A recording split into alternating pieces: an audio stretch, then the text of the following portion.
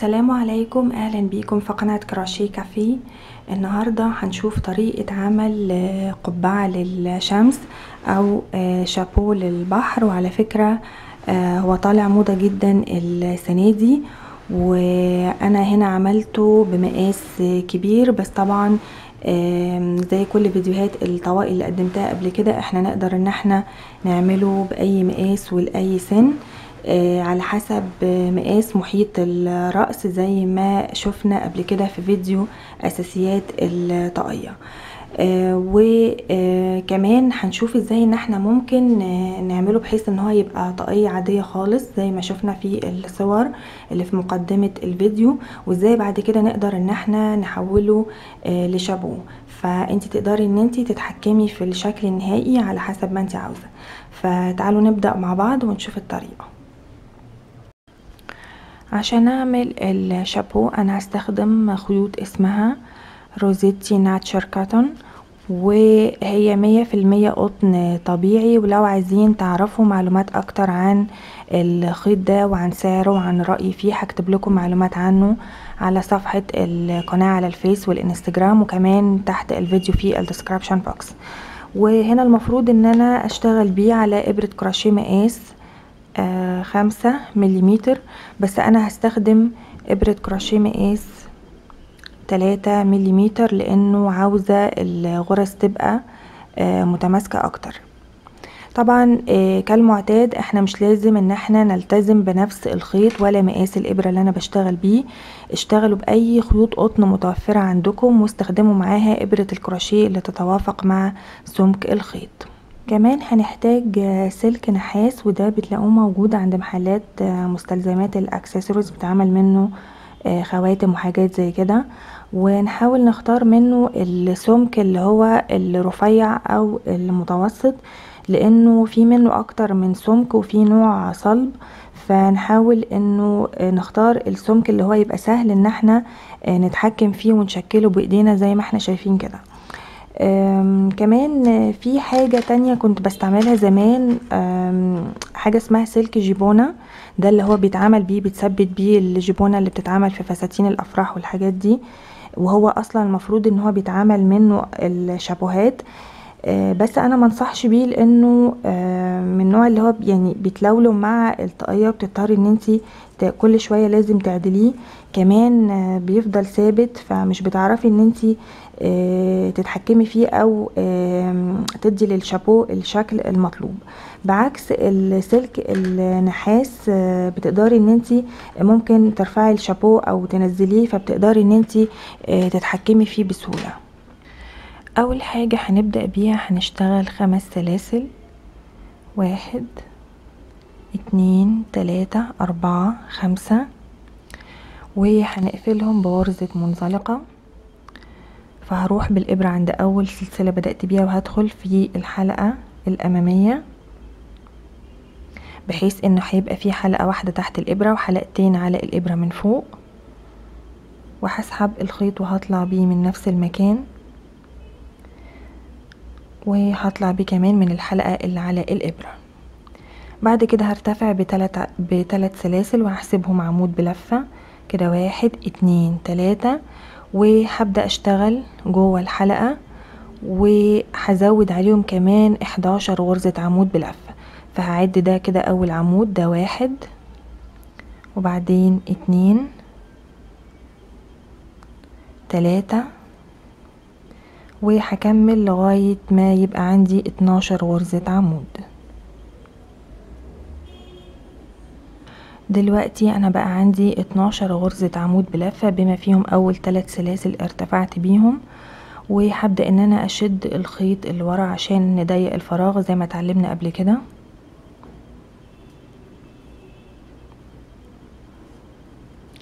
وهقفل بغرزة منزلقة في السلسلة الثالثة من اول 3 سلاسل ارتفعت بيهم. فكده عندي 1 2 3، هنا دي السلسلة الثالثة، وهحاول ان انا ادخل بالابرة تحت الحلقتين بتوع السلسلة. فهقفل بالشكل ده كده، هيبقى الحلقتين بتوع السلسلة فوق على الابرة والكيرف بتاع السلسلة تحت الابرة بالشكل ده كده. وهقفل بغرزة منزلقة. كده انا خلصت راوند رقم 1. هبدأ في راوند رقم 2 وهرتفع ب4 سلاسل وهحسبهم عمود بلفة وسلسلة. فكده 1 2 3 4، وفي الغرزة اللي بعدهم على طول هشتغل غرزة عمود بلفة. فناخد بالنا اول غرزة بعد ما بنرتفع مش هي دي، لا العمود اللي بعدها بيبقى هنا على طول. فهشتغل هنا غرزة عمود وبعدين سلسلة، والغرزة اللي بعدها هشتغل فيها عمود، وهكرر نفس الخطوات سلسلة وغرزة عمود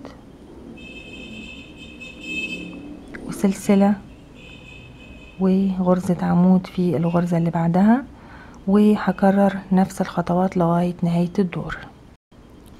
قربت على نهاية راوند رقم 2، والمفروض ان انا في راوند رقم 2 يبقى عندي 12 غرزة عمود بلفة وفي ما بينهم سلسلة. السلسلة دي نتج عنها الفراغ زي ما احنا شايفين كده، ما بين كل عمود والتاني في فراغ. فانا هنا وصلت للعمود رقم 11. بعد كده اشتغل سلسلة والغرزة اللي بعدها هشتغل العمود رقم 12 وبعدين سلسلة، وهقفل بغرزة منزلقة في السلسلة التالتة من اول 4 سلاسل ارتفعت بيهم. فكده عندي 1 2 3. برضو هنقفل تحت الحلقتين بتوع السلسلة،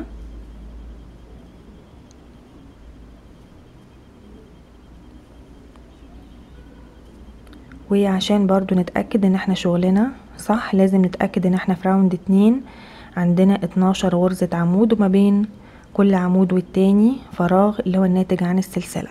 فكده عندي 1 2 3 4 5 6 7 8 9 10 11 12.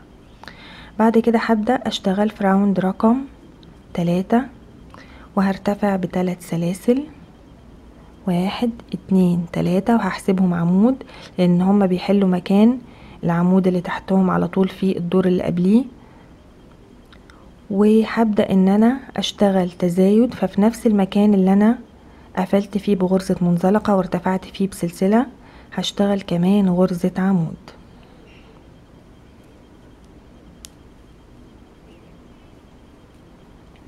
اوكي، وبعدين هشتغل سلسلة واروح عند العمود اللي بعديه وهشتغل تزايد، هشتغل غرزتين عمود في نفس الغرزة.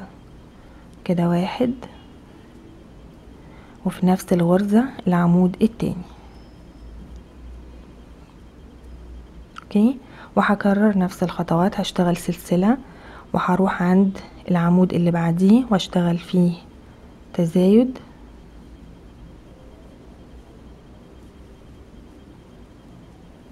وبعدين سلسلة وهكرر نفس الخطوات. والمفروض ان احنا في راوند رقم 3 يبقى عندنا 24 غرزة عمود.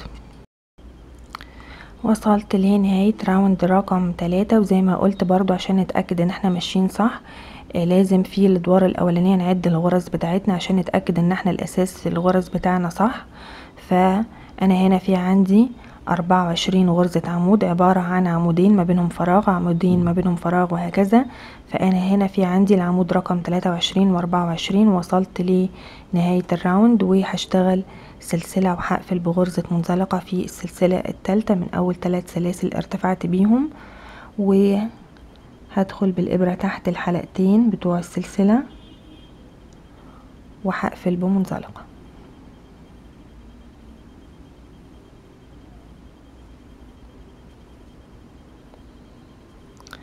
بعد كده هبدأ في راوند رقم 4 هرتفع ب3 سلاسل 1 2 3، وفي العمود التاني اول عمود هيقابلني على طول بعد ما ارتفع ب3 سلاسل هشتغل فيه تزايد.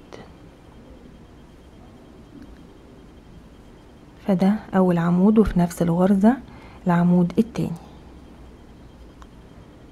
وبعدين هشتغل سلسلة واروح عند العمودين اللي بعدهم هشتغل هنا غرزة عمود، وفي العمود التاني هشتغل تزايد. في اول غرزة هشتغل عمود واحد بس، العمود التاني هشتغل فيه تزايد.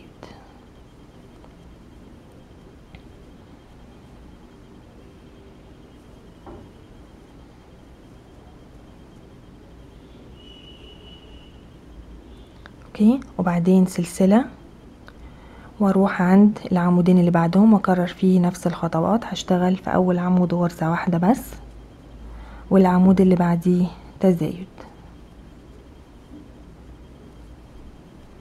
وهشتغل سلسلة وهكرر نفس الخطوات. وصلت لنهاية راوند رقم 4، والمفروض ان انا هنا يبقى عندي 36 غرزة عمود، فاحنا كل راوند بنزيد 12 غرزة. فانا هنا وصلت لنهاية الراوند، وهشتغل سلسلة واقفل بمنزلقة في السلسلة الثالثة من اول 3 سلاسل ارتفعت بيهم.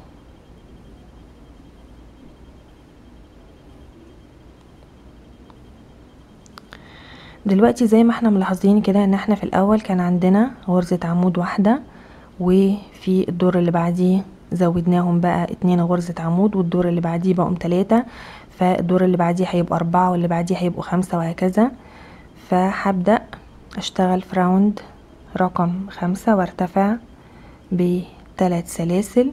وزي ما قلت المفروض ان احنا هنزود ال3 عواميد اللي في الدور اللي قبليه هنخليهم 4، فانا هنا ارتفعت باول 3 سلاسل وهعتبرهم عمود زي ما احنا ماشيين من الاول. وهشتغل تزايد في الغرزة التانية في اول عمود بعديه على طول كده، 1 2، والعمود اللي بعديه غرزة عمود واحدة بس. فانا كده بقى عندي 4 عواميد، وهكمل هشتغل سلسلة وهروح عند ال3 عواميد اللي بعدهم هشتغل في اول غرزة غرزة عمود واحدة بس، وفي العمود التاني اللي هو العمود اللي في السنتر هشتغل فيه تزايد،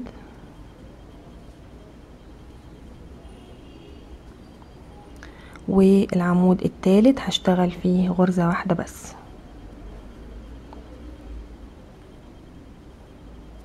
وهكرر نفس الخطوات، هشتغل سلسلة وهروح عند ال3 عواميد اللي بعدهم هشتغل عمود، والعمود التاني اللي في السنتر هشتغل تزايد،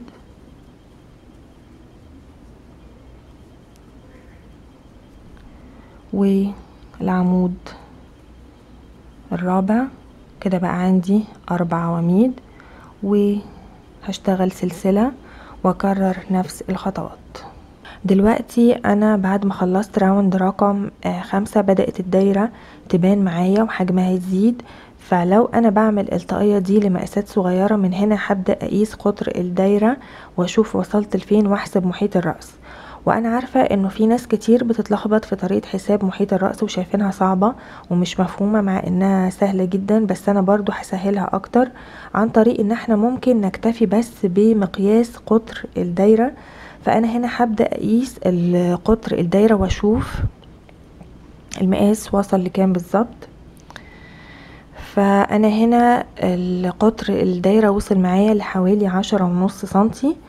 فلو انا بعمل الطاقية دي لبيبي نيو بورن حديث الولادة من سن 0 ل3 شهور، هنا هبدأ ان انا اوقف التزايد عشان اكون جوانب للطاقية زي ما هنشوف بعد كده. فاحنا مش لازم ان احنا نعمل الحسبة بتاعة محيط الرأس، ممكن بس ان احنا نكتفي بمقاس القطر بتاع الدايرة. وهتلاقوا تحت الفيديو في الديسكريبشن بوكس زي ما تعودنا في كل الفيديوهات الطوائي اللي قدمتها قبل كده، هتلاقوا مقاسات قطر الدايرة المناسبة لجميع الأعمار. وعاوزة اوضح نقطة دايما باكد عليها، هي انه انا وصلت للمقاس ده في راوند رقم 5، بس ممكن واحدة تانية توصله في راوند رقم 3، او ممكن حد تاني في راوند رقم 6 أو 7، وهكذا. كل ده بيختلف على حسب سمك الخيط ومقاس الابرة اللي انت بتشتغلي بيه. هبدأ اشتغل في راوند رقم 6 وارتفعت ب3 سلاسل، وزي ما احنا شفنا قبل كده هنا في عندنا 4 عواميد، يبقى الدور ده هنخليهم 5. وبعد ما ارتفعت ب3 سلاسل اول عمود بعدهم على طول هشتغل فيه تزايد.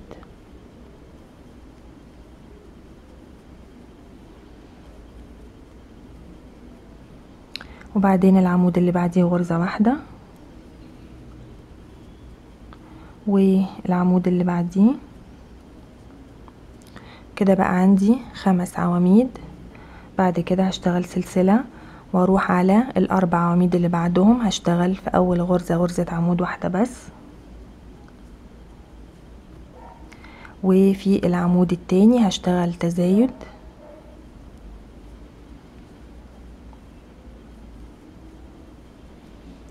والعمود اللي بعديه غرزة واحدة، والعمود اللي بعديه. كده بقى عندي 5 عواميد. هشتغل سلسلة، هروح عند ال4 عواميد اللي بعدهم اكرر فيهم نفس الخطوات. راوند رقم 7 هنرتفع ب3 سلاسل، وفي الغرزة اللي بعدها هنشتغل غرزة عمود واحدة بس، وفي الغرزة اللي بعدها تزايد. كده اشتغل غرزة عمود، وفي نفس الغرزة كمان غرزة عمود، والغرزة اللي بعدها غرزة عمود واحدة بس، والغرزة اللي بعدها. كده انا بقى عندي 6 عواميد. في الدور اللي قبليه كانوا 5، فالدور ده بقى عندي 6 عواميد. بعدين هشتغل سلسلة وهروح عند ال5 عواميد اللي بعدهم، هشتغل هنا غرزة عمود واحدة، وفي العمود التاني غرزة واحدة، وفي العمود التالت اللي هو في السنتر هشتغل تزايد، والعمود الرابع والخامس هشتغل فيهم غرزة واحدة بس. دلوقتي انا بعد ما خلصت راوند رقم 7 هبدأ اشوف قطر الدايرة وصل معايا لكام. دلوقتي انا قطر الدايرة وصل معايا ل15.5 سنتي، فانا كده المفروض ان انا اوقف التزايد، لان انا لو اشتغلت دور كمان الدايرة هتكبر معايا اكتر، ممكن توصل ل 17 سنتي او 17 سنتي وشوية، فكده هيبقى المقاس بتاعها هيبقى كبير شوية. فالافضل ان احنا دايما ناخد بالمقاس الاصغر.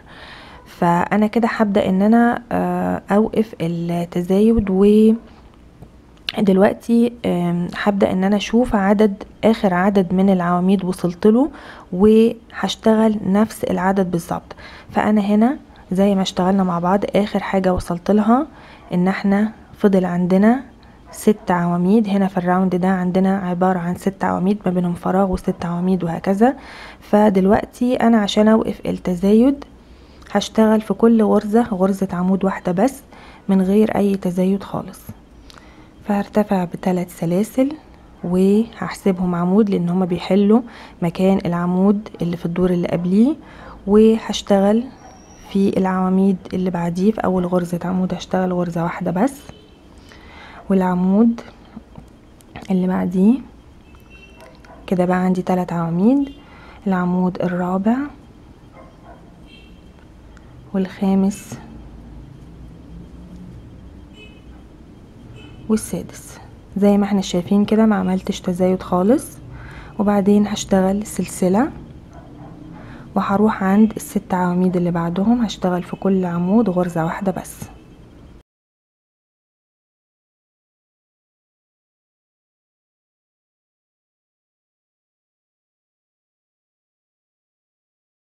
واكرر نفس الخطوات، وبعد كده هقفل بغرزة منزلقة في السلسلة الثالثة وارتفع ب3 سلاسل، وهفضل اشتغل بنفس الطريقة لحد ما الطاقية تبدأ ان هي تلم معايا وتوصل للطول المناسب. دلوقتي انا بقى عندي طاقية عادية خالص زي ما احنا شايفين كده، شكلها حلو ورقيق. فلو احنا عايزين نسيبها طاقية عادية فممكن ان احنا بنعمل لها اطار،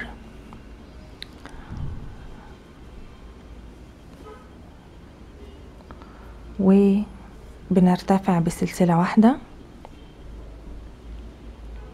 وفي نفس المكان اللي احنا قفلنا فيه بغرزة منزلقة وارتفعنا بسلسلة بنشتغل غرزة حشو.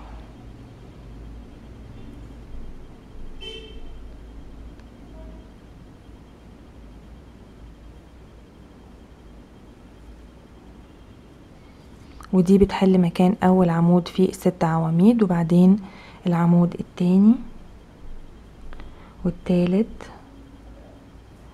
رابع الخامس والسادس. اوكي، وبعدين في الفراغ اللي هنا بنشتغل غرزة حشو واحدة بس، وبعدين نكمل شغل في بقية العواميد. في كل عمود بنشتغل غرزة حشو، وفي الفراغ بنشتغل غرزة حشو برضو، بنكمل بنفس الطريقة، وبعدين بنقفل بغرزة منزلقة في اول غرزة حشو بدأنا بيها. يبقى احنا كده كونا اساس من غرزة الحشو، نقدر بعد كده ان احنا نرتفع بكمان دورين او 3 من غرزة الحشو او اي غرزة احنا عايزينها عشان نعمل اطار للطاقية. دلوقتي هنشوف احنا ازاي بنعمل شابو للطاقية. فهي الفكرة كلها هي انه زي ما احنا في الاول كنا بنعمل دايرة وبنوسع فيها، وبعد كده وقفنا التزايد فبدأت الدايرة ان هي تلم معانا وتطول ويتكون جوانب للطاقية. الفكرة دلوقتي هي ان احنا هنرجع تاني نزود ونوسع، نعمل تزايد في الغرز بحيث انه يبتدي يتكون معانا كيرف دائري لبره، وهو ده اللي هيعمل معانا الشابو بتاع الطاقية. فانا هنا اخر حاجة وقفت عندها 6 عواميد. اوكي، فهبتدي ان انا ازود واخليهم 7 عواميد، وهرتفع ب3 سلاسل بالظبط زي ما كنا شغالين في توسيع الدايرة اول ما بدأنا. والعمود اللي بعديه هشتغل فيه غرزة واحدة بس، والعمود الثالث هبتدي ان انا اعمل فيه تزايد،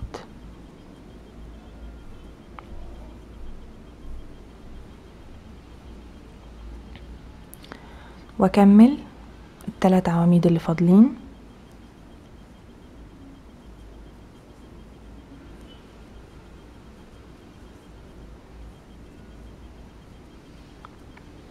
كده انا بقى عندي 7 عواميد، وهشتغل سلسلة واروح عند ال6 عواميد اللي بعدهم. هشتغل في اول عمود غرزة واحدة، وفي العمود التاني غرزة واحدة، وفي العمود التالت تزايد، واكمل في بقية العواميد في كل عمود غرزة واحدة بس. الدور اللي بعديه ال7 عواميد دول عايزين نخليهم 8، فبعد ما بنرتفع ب3 سلاسل بنشتغل عمود، وفي الغرزة اللي بعدها عمود واحد، وفي الغرزة الرابعة بنشتغل عمودين في نفس الغرزة.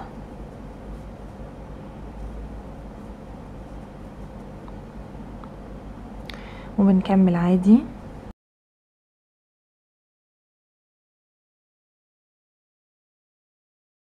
وسلسلة، وال7 عواميد اللي بعدهم بشتغل عمود عمود عمود، وفي العمود الرابع بشتغل تزايد، وبشتغل غرزة عمود واحدة في بقية العواميد، وبعدين سلسلة، وبكمل بنفس الطريقة.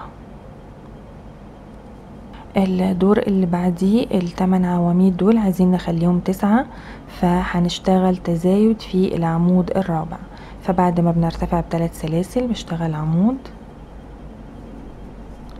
والغرزة اللي بعدها، وهنا في العمود الرابع هشتغل تزايد.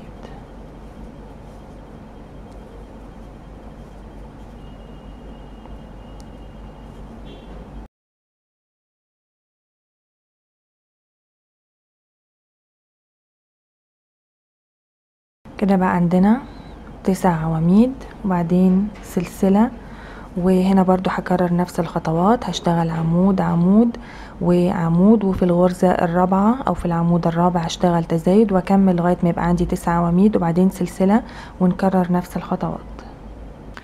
الدور اللي بعديه ال9 عواميد دول عايزين نخليهم 10، فهنشتغل تزايد في العمود الخامس. فده عندي اول عمود، التاني العمود الثالث، العمود الرابع، وفي العمود الخامس تزايد.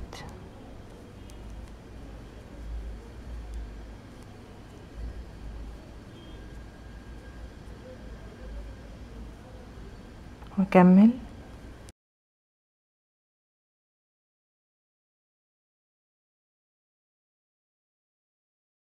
كده بقى عندي 10 عواميد، وهكرر نفس الخطوات.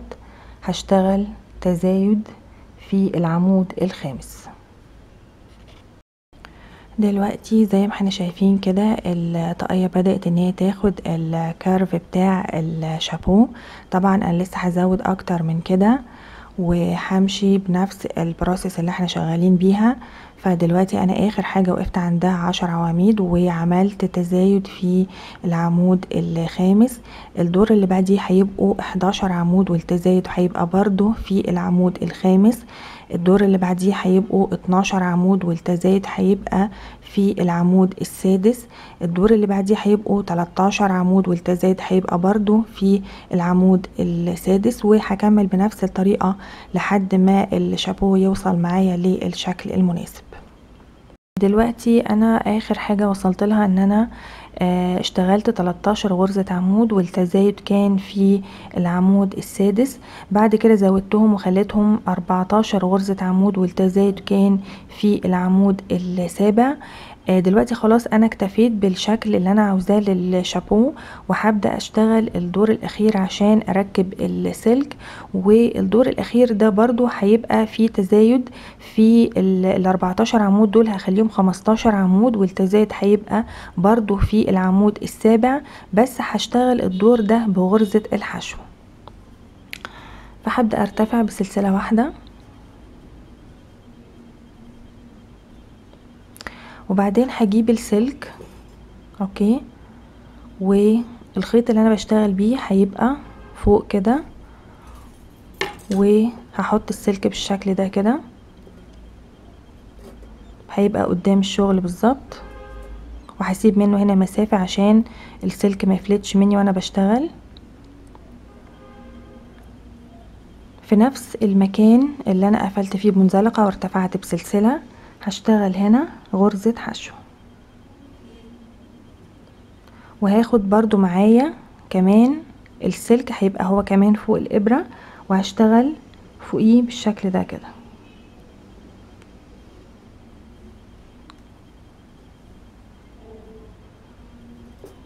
اوكي، وبعدين هكمل العمود التاني. هدخل بالابرة تحت الحلقتين، بحيث ان الحلقتين هيبقوا فوق على الابرة، وكمان السلك هيبقى معايا فوق الابرة. وهسحب الخيط وهشتغل غرزة الحشو بتاعتي عادي خالص. الغرزة اللي بعدها دي كده الغرزة الثالثة. تمام، الرابعة، خمسة، ستة، وفي الغرزة السابعة هبتدي اعمل تزايد كده، 7، 8. اوكي، كده انا ماشية بنفس تسلسل التزايد، بس بشتغل بغرزة الحشو. وهكمل 9،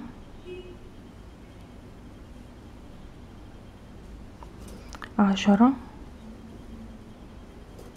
11، 12.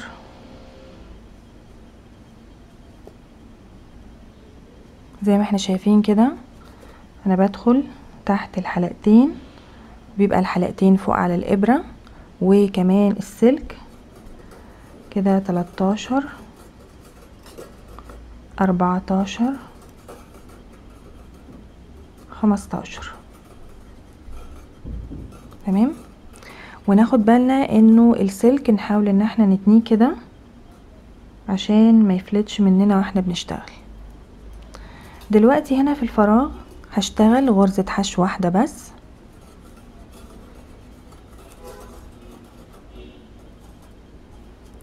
وهكمل في ال14 عمود اللي بعدهم برضو هشتغل فيهم تزايد بنفس الطريقة.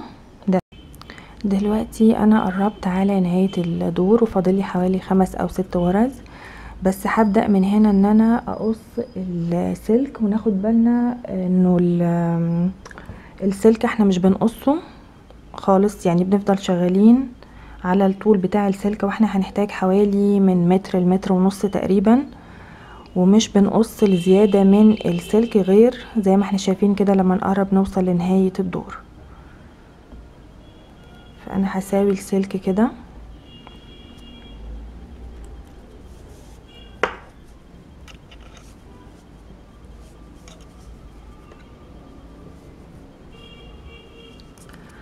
وبعدين هنقص الزيادة ونحاول ان احنا برضو نسيب شوية، هنقص بحاجة زي كده،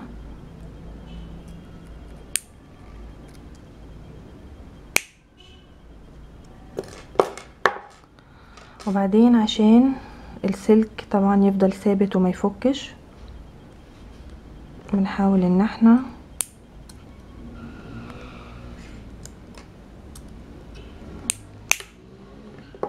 نعمله بالشكل ده كده.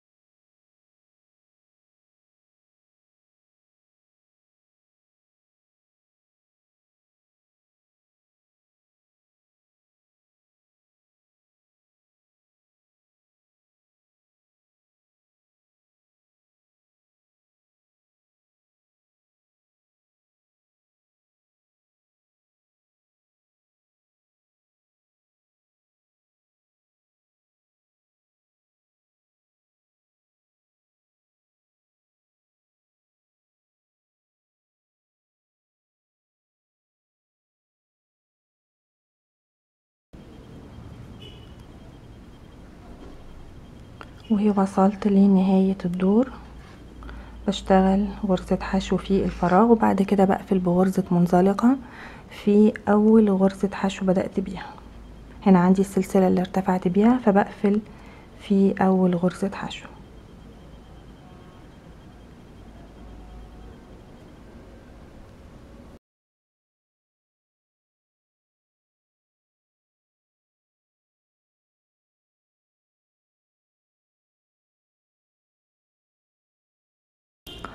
كده احنا خلصنا الشابو. في الاخر ممكن بتزينيه بوردة او بتمرري شريط ستان ما بين العواميد او بتسيبيه كده على حسب ذوقك. كمان عاوزة اوضح انه مش لازم انك تعملي الشابو بنفس العرض ده او تشتغلي نفس عدد الادوار، لان طبعا ده بيختلف على حسب المقاس اللي بتعمليه، وكمان زي ما وضحت على حسب سمك الخيط ومقاس الابرة اللي بتشتغلي بيه. اهم حاجة ان انتي هتمشي بس على نفس طريقة او فكرة التزايد اللي شفناها لحد ما توصلي للشكل اللي انتي عاوزاه. ان شاء الله الفيديو يكون عجبكم. بشكركم جدا للمتابعة، وللي بيتابعوني لأول مرة لو حابين تفضلوا تتابعوني دايما وتكونوا اول ناس توصل لكم الفيديوهات الجديدة، ادخلوا على اليوتيوب واشتركوا في قناة كروشيه كافيه عن طريق الضغط تحت الفيديو على كلمة اشتراك او سبسكرايب، وكمان تابعوني من خلال صفحة القناة على الفيسبوك وعلى الانستجرام، وكل اللينكات دي هتلاقوها موجودة تحت الفيديو. واستنوني ان شاء الله دايما في فيديوهات اكتر، والسلام عليكم ورحمة الله.